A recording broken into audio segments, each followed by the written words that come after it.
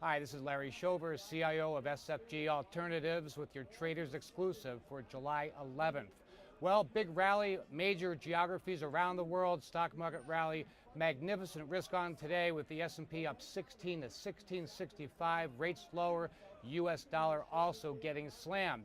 It seems like 80% of the media that I've been reading overnight, all the wires talking about Bernanke and the question and answer period that he had yesterday.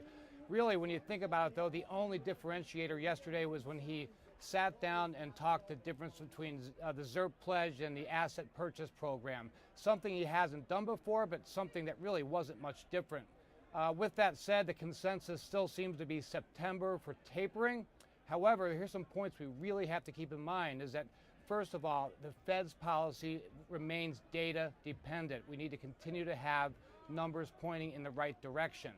Number two is tapering is much different than tightening, something that most people get confused. And when this news first came out a few weeks ago, the market tanked and realized that, hey, we're not tightening here, we're tapering, a lot different.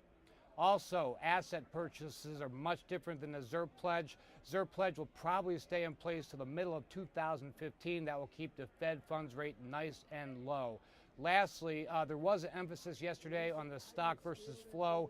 That's something that's really important to recognize, that the Fed might not be really relying on asset purchases as such, but more on the stock of assets, and that's a big differentiator. But today, everything's rallying. We're seeing big rally in the financials, the bank stocks.